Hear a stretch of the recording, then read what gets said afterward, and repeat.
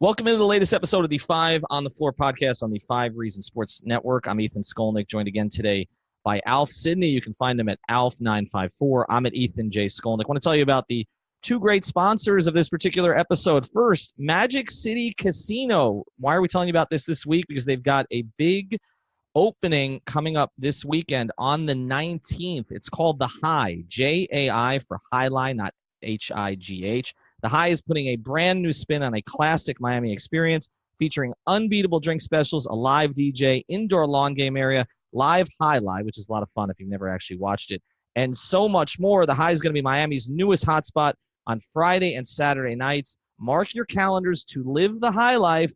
That's starting on July 19th, and I actually might make it out there to check it out this weekend. Another sponsor of this episode, the Seltzer Mayberg Law Firm. You're very familiar with them right now. You can find them at onecalllegal.com. That's onecalllegal.com, or call 1-855-5000-LAW. They handle cases including but not limited to car accidents, slip and falls, and traffic tickets, with a new 15,000 square foot office opening on I-95 in North Miami. They'll handle cases all over the state. Call now with 24/7 service for a free consultation. That's onecalllegal.com, 1-855-5000-LAW. Welcome to Five on the Floor, a Miami Heat and NBA podcast from Ethan Skolnick with Alphonse Sidney, a.k.a. Alf954. Brought to you by the Five Reasons Sports Network. All right, let's get to three topics today, Alf. I'm back from Las Vegas. You're back from a trip yourself, and it's gotten a little bit quiet, so there's some other things we can kind of get to that we haven't gotten to recently. And the first thing I want to hit with you, because this is the most recent, is Dion Waiters.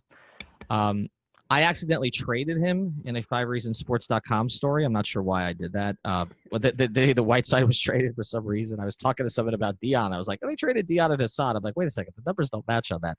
I think every member of Heat Twitter has traded Dion at some point or another. So everyone but Pat Riley at this point. Yeah, exactly. So Dion put out an Instagram post. He tends to communicate by Instagram or by stories in the Players Tribune, right? That the rest of the league was lucky he wasn't in the playoffs a couple years ago. And he put out this photo of himself, and it's a pretty revealing thing, I think, because a lot of guys don't like to sort of address the social media noise around themselves. And Dion took a lot of heat from a lot of people, like, that we know on Heat Twitter and other places, sort of identifying the fat cells in every single picture of him that was posted anywhere. There was the one in training camp last year or before training camp that, like, and he was wearing padding underneath it. That one wasn't fair. That one wasn't fair. But then I saw him in person at FAU, and I was like, well, it's not that far off. Maybe it was fair. and there's been this whole back and forth with Dion where it's like the Heat are playing this. I wouldn't say it's a passive-aggressive game, but they can't make up their minds. Like, both Riley and Spoelstra called him out, but then kind of, particularly Pat, sort of criticized the media for calling him out. And you even mentioned that on draft night. What did you make of Dion's sort of, first thing, the shape that he looks like he's in, which is much better, and second, him sort of addressing this directly on Instagram? Well, I mean, he looks in great shape, and that's like a really good sign, because one of the things that could turn this season from a 42-43 win season to a 48-49-50 win season is 30-11 Dion coming back, 30-11 James Johnson. James Johnson also looks like he's in great shape. So it's a good sign to see that these guys are back and motivated, and they are they look like they're in peak conditioning. And if you watched them play last year, they both looked hampered. And where you saw it mostly with Dion was on the defensive end. Dion is not a bad defender. Dion's actually a very good defender. Dion couldn't stay in front of anybody last year. So it was obvious almost that the ankle was bothering him. And if the ankle affected his conditioning and also just his mindset affected his conditioning, maybe that is, that kind of lets you in on what was going on with him as far as his game last year. So to me, it's a good thing, right? It's him acknowledging the fact that it's kind of weird that you get mad at people on social media for pointing out that you gain weight, but you are also pointing out in your social media posts that you gained weight. Right. So Right. it's like, we as fans, now listen, I am knee deep in Heat Twitter. I'm still considered Heat Twitter president. I don't know when that term is up. It's your fault. You crowned me Heat Twitter president about 5 freaking years ago, and it won't go away. So I know Heat Twitter can be mean. It can be a cesspool. Social media in general is borderline disgusting most of the time. Mm-hmm. I would hope NBA players can drown that stuff out. Maybe the criticism is something that drives him. It seems like sometimes he needs an enemy almost, right, in his mind to get him motivated, to get him on track. He needs the doubters, the haters, or whatever you want to call them. But yeah, it some of the stuff did cross a line, just like it did with Hassan. Sometimes it does with James Johnson, but if he uses it as fuel going forward, I'm perfectly okay with it, man. But I do think he probably needs to stay away from Heat Twitter for a little bit, at least until he has a few good games. Yeah, no doubt. But look, this is the way that modern athletes handle this stuff, right? Like everything is out in public. He did the story with Rohan for Sports Illustrated where he addressed some of this stuff. I think the thing with Dion and the way that this whole thing is playing out is that like we don't really know what to blame for why he fell out of shape the way he did, right? Like, okay, is the ankle injury, and Pat said it was one of the worst ankle injuries he ever saw. But then, like I said, Pat is sort of criticizing him, in the next breath. Was it, the contract? Did he just get lazy? Because that was a concern. When you look at the way he got out of shape, you could certainly say that, right? Also, I had heard plenty about them being upset with him behind the scenes. So if it was just the ankle injury, then why would they be upset with him behind the scenes unless he wasn't addressing the ankle injury the way that they wanted him to address the ankle injury? So I just think all of those factors together, like, it's been very confusing, to figure it out. And then you get beyond that and you're just like, okay, what exactly are you expecting him to contribute? Are you expecting him to be Dion from 16-17, particularly second half of the season, where the reality is, Alf, if Dion plays those last 2 weeks, they make the playoffs. They ended up at 41 wins. I mean, I've criticized his style of play, but he was a driver for them. And it's funny, when I put up this poll about the backcourt and what Heat backcourt should start, the one that got I had to put 4 combinations, but I had to combine one because there really were 5 different combinations. So I think I put Winslow, Waiters, and Winslow Harrow on the same line. Okay, and that ended up winning. Okay, so I don't know which of those people. I think what a lot of people want to see is Waiters start the season, right? And if he can consistently give you 15 to 18 points per game on efficient shooting and within the offense, I think a lot of people don't want to see him taking the ball out of Winslow's hand. And so if you see that, great. If not, I think a lot of people are going to say, okay, let's bring in the kid. Let's bring in Hero. Let's have Hero start. So I think you worded that poll perfectly, because I think most Heat fans want to see Winslow start, Waiters start the season. And if he's not performing up to par, to bring in Hero and let the kids play. Yeah, no, I think that's true. I think that is why, again, the Winslow options. Oh, look, the Winslow option's always going to win in our polls. People want to see Winslow start a point guard. I think Winslow is more of a Heat, more of a Twitter phenomenon. When you're in public, I mean, I don't think they've quite caught on to how important Winslow is to this team just yet. No, I don't think so either. But I also think that, like, when you look at the Dragic Waiters backcourt, which a lot of people on Twitter and others, kind of want to see come off the bench now. But I mean, the Dragic Waiters backcourt was the reason for 30 and 11. Like, you can look at, and maybe Goran's not the same player as he was. And maybe he's not going to be quite as good defensively as he was. Not that he was great, but he was average at least. And right now I think it's hard for him to kind of even get to average. But I just think that when you look at Goran and Dion together, I think there's a reason to keep that together. Like I can say, like Erik Spoelstra is very much about combinations, right, and routines with that kind of stuff. It's why he doesn't like when a starter is out. Like he doesn't put the next best guy in. He'll put up a placeholder in there, right, because he wants to keep the bench the way it was. Keep Dwayne on the bench. Keep others. Yeah, somehow Duncan Robinson is starting at power forward. Right. Try to figure out why. James Jones was starting at the 2 a lot, right? Like yeah. and maybe it wasn't always Mike Miller. Maybe he wanted to keep sort of the combinations off the bench, and so. I think that there is, when you look at it, you can say, okay, it might make some sense. And I know Nekias has talked about, and he's not even a Harrow guy or didn't start as Harrow's guy, but Nekias Duncan has talked about starting Harrow in the backcourt with Winslow, giving you the spacing with Butler, and keeping the Dragic-Waiters combination together off the bench. And that combination might end up playing most of the minutes, like a lot of games. Whether they play most of the minutes or not, when you look at a bench of let's say the bench is Dragic, Waiters, James Johnson, Myers Leonard, Derek Jones Jr. You have a solid bench right there. Let's say Kendrick Nunn comes on. He's going to make the team, but let's say he has a good season. You have a good bench, and we've seen a lot in the last few years having a potent second unit. Look at the Toronto Raptors, right? Having a potent second unit is very, very valuable, and you can't just rely on your starter. Like no starters, except for LeBron James, for some reason, play 38, 42 minutes a game anymore. Right. So it's load management, basically. That's exactly. And to me, if you can have Waiters and Dragic healthy, ready for the playoffs, and you can still sneak in there at a 4, 5, or 6 seed, I think that's the way to go. Yeah, no, I think so too. And I think we could look at a situation. If you look at the Eastern Conference, okay, so Toronto doesn't have Kawhi, so other guys have to step up. Their bench was already depleted. Milwaukee just lost a lot off its bench, right? Because Brook Lopez came back, but no Brogdon. Some of the other pieces that they had up front are not there anymore.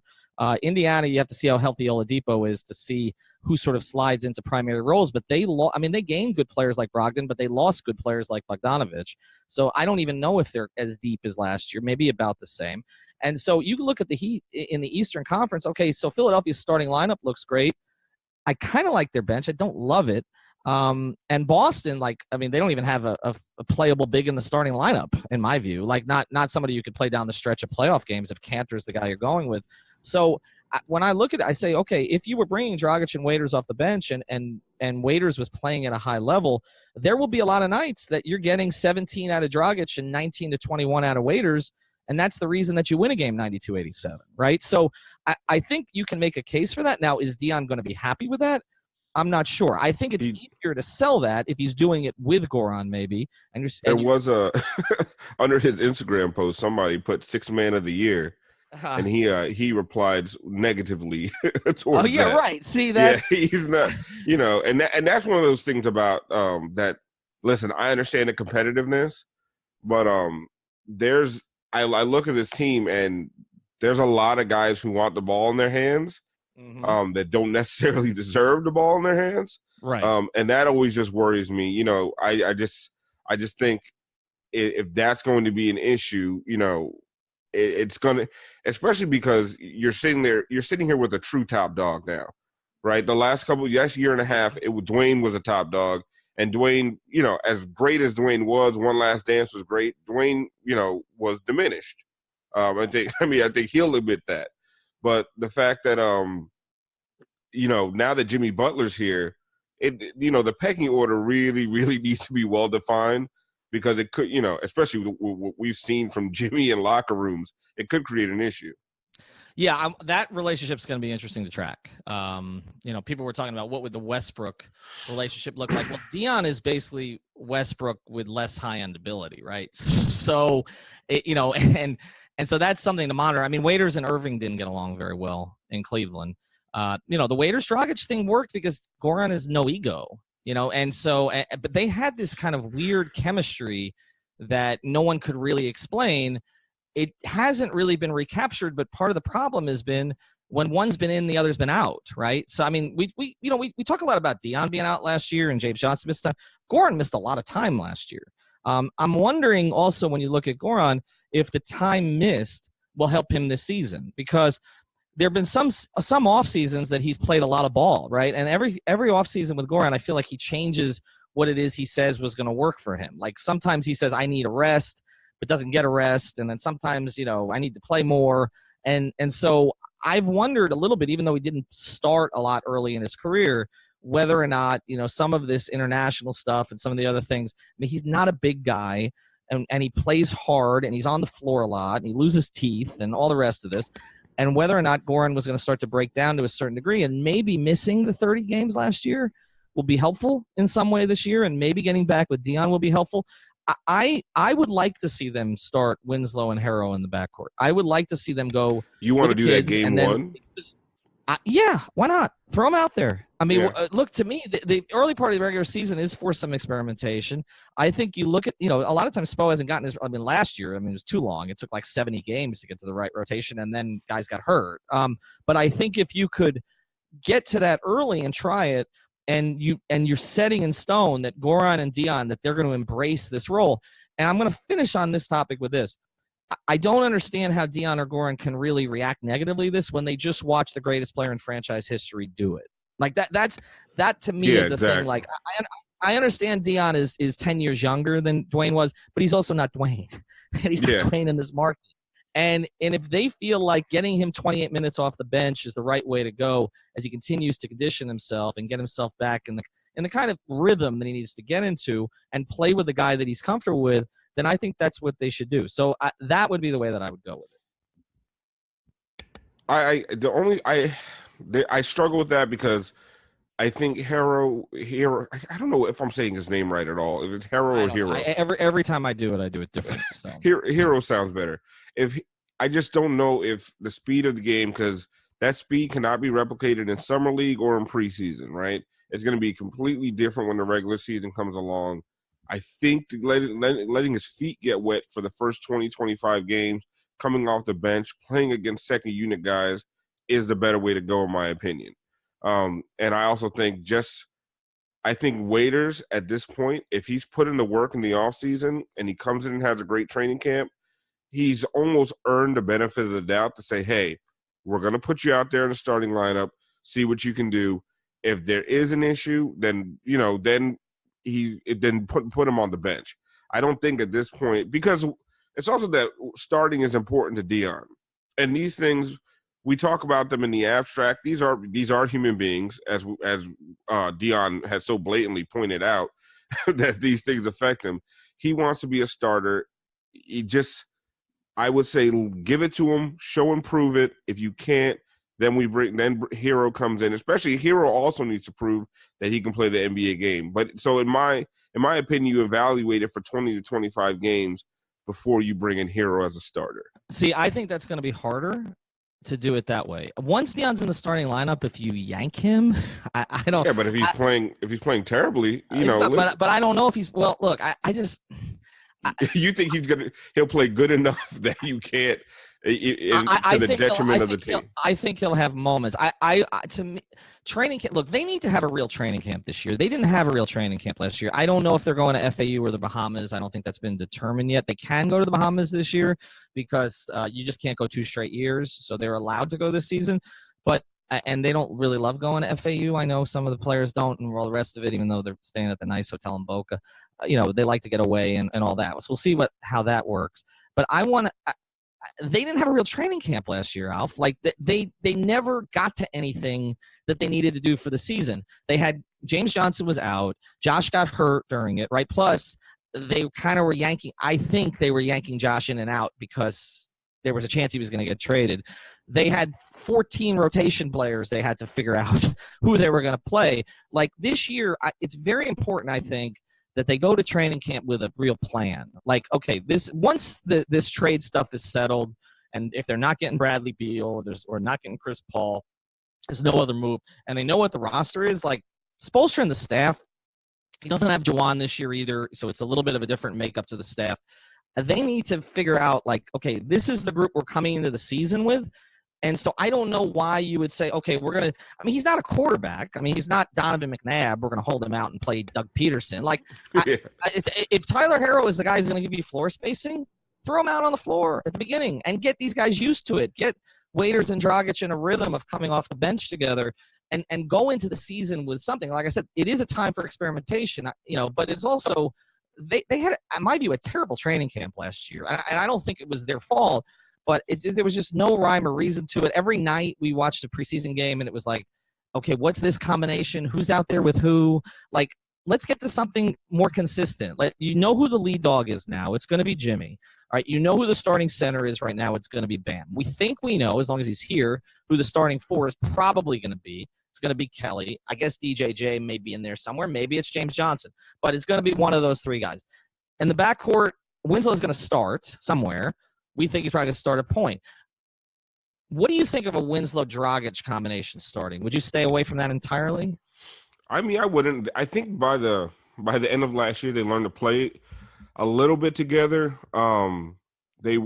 It wasn't as good when it was as it was when it was Winslow and Josh starting together with DJJ at the three. But I mean, they showed a little something, but I don't like it, right? Because I believe it takes the ball out of Winslow's hands way too much. Not that he needs in his hands more than Dragic. It's just that that's the way that Winslow's most effective. And then you're already going to have Jimmy there, who's probably going to want to handle the ball a little bit. I don't see Jimmy as one of these super, super ball dominant guys who wants to bring the floor up all 90 feet. I think he's more of as they get into the offense, he'll start controlling it. But Dragic and Winslow together, I just feel like one of them is going to be standing around too much, and you're just not accentuating either one of their abilities. I think the Winslow and Waiters lineup just works a lot better just because of Waiters' ability to catch. Waiters was a really good catch and shoot player last year, and so was Winslow. So I think they can play off of each other really well if Waiters plays within the offense. Yeah, that's the issue. I just don't want to see Justice in the corner, and I don't think a lot of other people do. All right, let's get to the next topic here. Erik Spoelstra. I had some fun with this. It was a little boring on the weekend, and so I was just mocking Dan Dakich. And obviously we have a relationship with George Sedano. But basically, for those who don't know what happened here, Dan Dakich hates Miami. Like, this has gone way back I don't know why he has this thing against Miami. There are certain times the Heat fans, I think, get this bug up their ass about everybody hates Miami. And, like, they'll say Hubie Brown hates Miami. When Hubie doesn't hate Miami, Hubie just always roots for the team that's losing. And so against the big three teams, a lot of those teams were losing. And so Hubie's like, okay, now this is what you got to do here. There you go. There you go. There you go. There you go. There you go. Now you're only down 17. And I love Hubie. I've sat on planes with Hubie. I've been on a flight with Hubie, and he started to design plays for me. And then we walked off the plane in the Atlanta airport, and we both had connections, okay? And he stopped right as you get sort of out of the gate, like past the chairs. He stopped, and then all of a sudden, like, he started continuing to design the play, and, like, people started, like, coming around him like he was the Pied Piper. I love Hubie. Hubie's not anti-Miami. Hubie loves Erik Spoelstra, okay? So let's get that one. Dan Dakich is anti-Miami. Dan Dakich would tell you that the beaches in Indianapolis are better than the beaches in Miami. He would tell you that the women look better in Indianapolis than they do in Miami. He would tell you. I've been to Indianapolis. So. He would tell you that St. Elmo's, you need to eat there 7 nights a week and have that freaking hot shrimp cocktail. Like, it's the only restaurant that exists in the entire country. It's an okay steakhouse. It's fine. Okay, I'll go to 6 down the street here in Lauderdale or Miami. That'd be just as good. But he's got this thing with Miami. And so Sedano came out with what I felt, and I told George this, I felt was sort of a little bit of a reach, like, for his Miami audience. It's hyperbolic. It really was. It was. I mean, we're not really getting on George for this as much, but he basically said it was not, like, arguable in any way. It's not debatable that debatable that Erik Spoelstra was a top 3 coach. Like, and it is debatable, okay?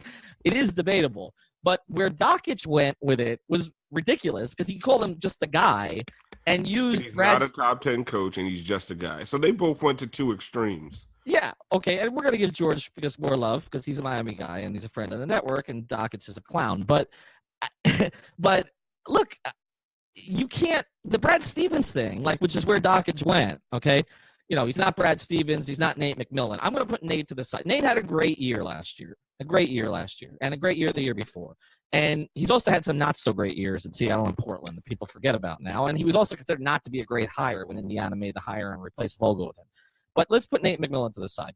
Can we stop with the Brad Stevens worship, please? Like, I mean, it started with like the Twitter intelligentsia is just gone crazy. The Brad Stevens love. It's out of control. Yeah, and I don't know. Look, Brad Stevens did a fantastic job, Alf, in building up sort of slightly above average players. Okay, the kind of players that Eric's had the past couple of years, right? Yeah, they were the Boston tryhards. Right, the Boston tryhards. Okay, Isaiah Thomas and Jake Crowder. Everybody that left there, Avery Bradley, everybody that left Boston after Stevens coached them got worse. Okay, except Kelly. He's the only one. Kelly stayed the same, got better. All of the other, because he came to another real coach, but all of the other ones got worse. Jay Crowder was useless in Cleveland. They had to dump him. He was somewhat useful in Utah. Isaiah, the injuries played into it, obviously, but I mean, he was an MVP candidate in Boston. Avery Bradley has been passed around since he's been in Boston. So I'm going to give Brad credit for that. But Brad did a horrible job last year. Horrible job. That was a 55-win roster. I don't want to hear about egos and all the rest of that stuff. That's his job. Alf, yeah, that's the thing. He's a college coach. You give him a bunch of kids who try hard, and he's gonna draw up. First of all, his whole out of bounds. The whole thing with his out of bounds plays, how great they are, is overblown. But yeah, he does draw up a nice play here and there, and he is a good coach. But he can't manage egos for shit. No. Like, look at that locker room. Like, you had Kyrie Irving, you had Al Horford, and they were in the high 40s when it came to wins. Yeah, it's ridiculous. I mean, look at some of the teams that Eric won with or won 47 games with, like the Dwayne and no one else teams, right? Like, you have Kyrie Irving, who I'm not the biggest Kyrie fan, but it's more of a personal thing from having covered him for a year. But, like, you can't make an argument that he's anything other than a top 5 point guard in the league. Like, I mean, right? I mean, he's in the top 5. You had Tatum and Brown, who, especially Tatum, who showed you a lot the year before. Now, Gordon Hayward's situation was complicated, okay? And so, he had to work him back in. He's making a ton of money. He really wasn't ready to play. He plays the same position as a couple other guys. He needs the ball in his hands. Get all that, all right? So that was complicated. But he has a very versatile, very valued center in Al Horford. He had, in Baines, he had a very serviceable big. They had Rozier, who regressed big time last year, but and I'm not saying Charlotte should be the example for anybody, but Charlotte just paid this kid a lot of money because of what he did in the playoffs the year before. Like, and you have Marcus Smart, who I have always felt they've overpaid, but he's a valuable role guy on a very good team. Like, that's a 55-win team, Alf. Like, in the East. I mean, tell me Milwaukee's roster. I know Giannis is better than anybody on Boston, but tell me Milwaukee's overall roster was better than Boston's. It wasn't. Boston had the best roster in the East. When top to bottom, they had those guys that showed out in the playoffs a few years ago, and which should have made a potent bench. But he could never get that team to coalesce. And so, yes, he can draw up a great out of bounds play. Awesome. But if you can't manage the egos of NBA superstars, then what's the point, right? What makes you such a great coach? This is more than just X's and O's. If you want to say he's one of the top 5 X's and O's coaches, I guess go ahead. You could say that. But when you're talking about overall coaching in the NBA, because of the stuff that like Erik Spoelstra, Pat Riley, Phil Jackson, even Doc Rivers with the big 3 Boston Celtics, and I'm not a big Doc Rivers fan at all, but he did a great job with that Clippers team last year. The managing of those huge egos is about as important as anything that you draw up for them to do on the floor. And a lot of guys miss that completely, and they just say, "Oh, you just won with talent." Where's David Blatt, right? What happened to Luke Walton last year? It's not just about all the talent you have. It's managing the egos and what you do with that talent. Some guys are great at it, and some guys aren't. Yeah, well, and that's the other thing Dakich said that was insane, which was anybody can win with LeBron. I mean, we literally just saw a guy get fired because he didn't win with LeBron, and I don't want to hear LeBron missed this much time or they had all these other injuries. if anybody can win with LeBron, if you get 60-plus games of LeBron, you make the playoffs, all right? You make the playoffs. I mean, that was not the toughest Western Conference we've seen. It was good, but it was not to the level that it's been, not the level it's going to be at this year, for instance. And they didn't make the playoffs with Luke Walton, and he got fired. I know he got picked up elsewhere, but he got fired. And I mean, so two coaches have won with LeBron. Two. Well, So I don't even know what you count what Ty Lue did. I have no idea. Okay, but I mean, yeah, exactly. And one looked like a complete puppet figurehead. The other one looked like he actually got LeBron to play in the post, brought out the most efficient, most dangerous, best defensive LeBron we've ever seen, right? And everybody else has done what? no, I mean, nobody else has won with him. No, I mean, look, I mean, Cleveland had him for how many years? We're talking 7 years plus 4, 11 years. They won one championship. And they won one championship because he basically went nuclear, okay, in a final series against one of the greatest teams of all time. This whole thing, and I don't really understand it, and it's funny to me because Heat fans bang on Spoelstra all the time too, and then they get very defensive when anybody else does, right? It's like I can kill my own family, but about stuff, but like nobody else can, right? And so I found that kind of comical because like the pro Spoelstra support has never been higher than it's been since Dakich made this comment. Oh, listen, we defend our own around here. Right, but wait till the first week where he's starting Dion over Harrow. Wait, okay? Oh, listen, we're going to go crazy on him. And Justice is standing in the corner, and James Johnson. If Justice Winslow doesn't start this year, I think there might be a riot on Heat Twitter. I don't know how that manifests itself in the real world, but it'll be a riot on Heat Twitter. I mean, now look how many people used to complain about Tony Fiorentino on the broadcast. Dakich went after Tony Fiorentino, and Heat Twitter went nuts. Right? Yeah, they went nuts because that was totally well. That's another thing that Dakich did. So he goes after Tony, and who's going after Tony? Okay, but he goes, and I know Tony brought it on a little bit because Tony called out the tweet. Look, I called out the tweet. Others called out the tweet, but Tony's the one that got noticed. But he said, somebody, that's why you never coached or played. His nickname is Coach, Alf. I mean, before you bash a guy because of your stellar interim head coach run at Indiana, wherever he was, where he got fired after a few games, before you start going after a guy named Coach Tony and has it in his bio, like do a little bit of research. And then he tried to delete the tweet. Now, I think both of us screenshotted the tweet. We screenshotted and threw it back out there. Well, no, I love doing that stuff. But I mean, the other part is like his stellar career at Bowling Green. Like I don't want to criticize Bowling Green because that's Jason Jackson's alma mater. But they didn't go anywhere with Dan Dakich. And somebody made the point. I forgot the name of the player he had, but he had like one semi-elite player. And he was making the point that Spoelstra's never won anything without LeBron. He had like one semi-elite player in college, and he won 2 out of every 3 games. And without that player, he lost more games than he won. So look. He got everybody worked up. He got attention. He's also a radio host and all the rest. But before we close on this point, what I want to get to is it's not that Erik Spoelstra is infallible. Like nobody's saying that. I don't think he had a good year last year. And I don't think he ended. I have a lot of problems with the way that year ended. Mm-hmm. I mean, the last quarter of the season that should have been a playoff team.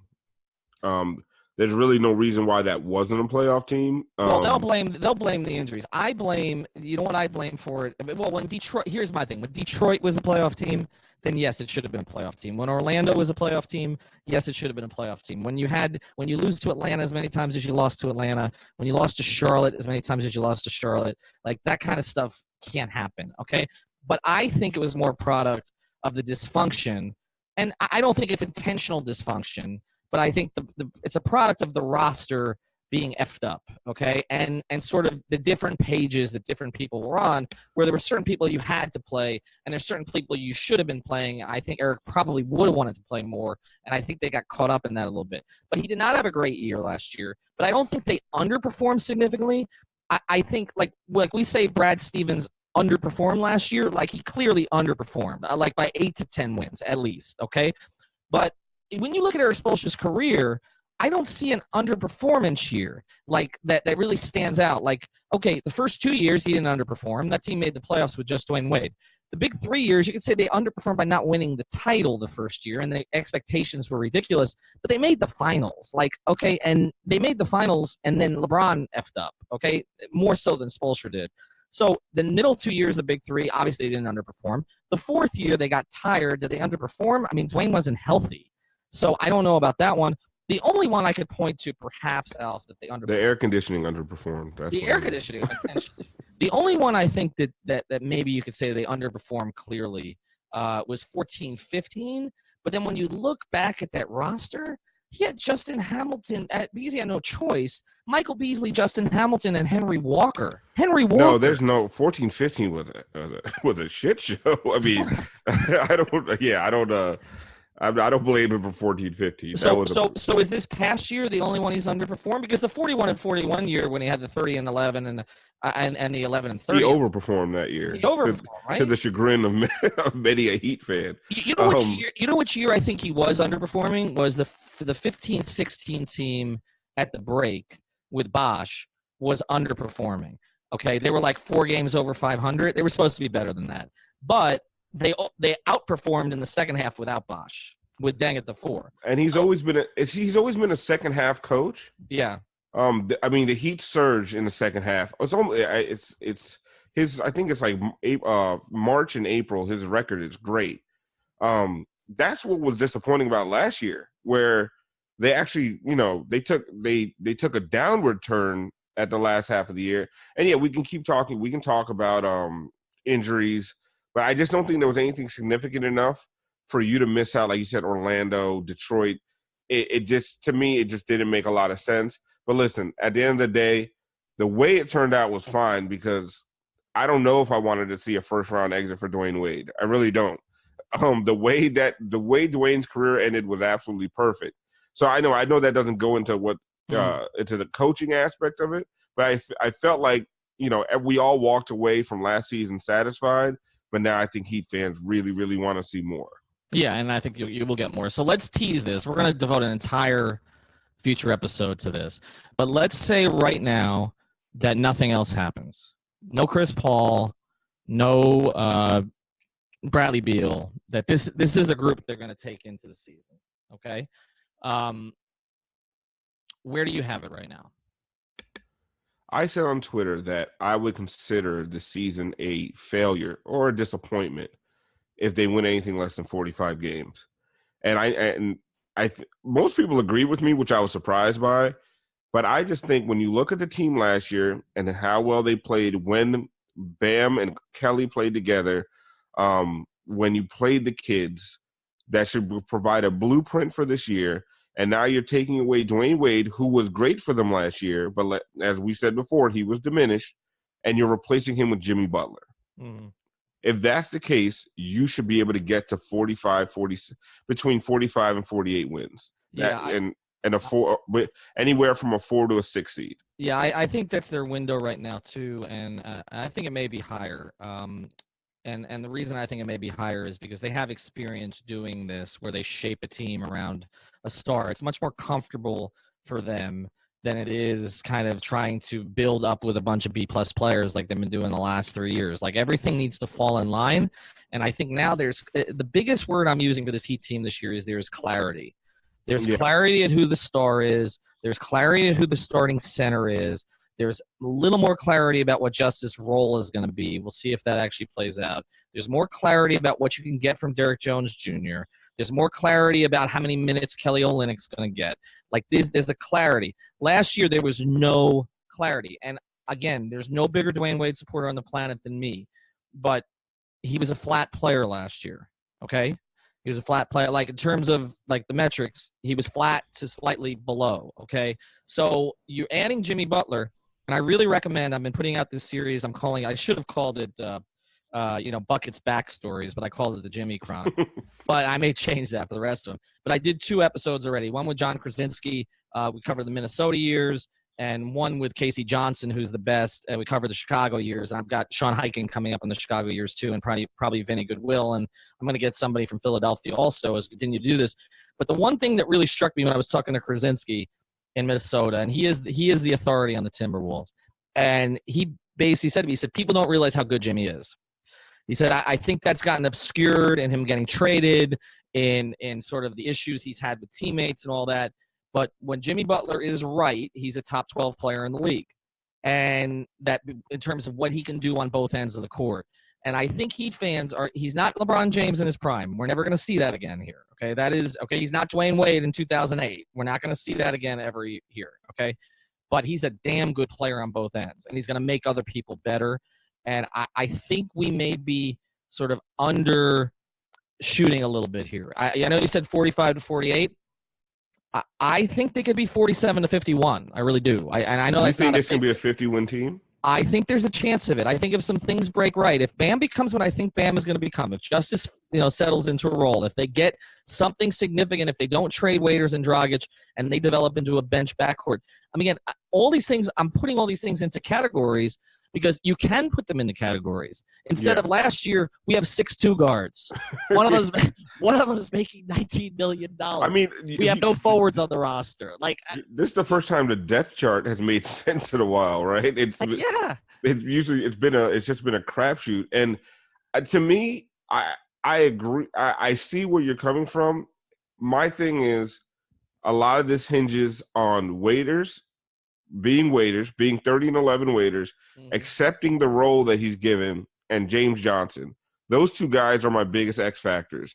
If those two guys can be who they were for the Heat and can play a big role when they're playing 20-25 effective, efficient minutes a game, that completely changes the complexity of this team. This team turns into a kind of top-heavy team with one superstar to a very well-balanced, very deep team very quickly, if that's the case. Yeah, no doubt. And I have a very optimistic feeling about the organization, which I have not had in about 3 years. I just feel there was competence to what they did this offseason. And again, clarity. That's the biggest word. And that's the thing that a coach needs, getting back to Spoelstra. And that is the thing that worked against Stevens a little bit this past year. But Erik didn't have it at all this past season. And I just want to see him now with clarity. I did see him out in Las Vegas. Again, I wasn't around a lot the last year, but just seeing him, he seems re-energized to me a little bit. When I talk to some others in the organization, they all seem re-energized. Like, it had to change, right? It had to change in some significant way. It has. I think that's positive, right? Check out more episodes. During the week, obviously, we'll be doing more of those Jimmy Butler episodes. And if there's ever a Jimmy Butler press conference, I was told there will be none this week. I know he's been in Europe. But if there's ever a press conference, we'll have coverage of it, and we'll talk to you soon.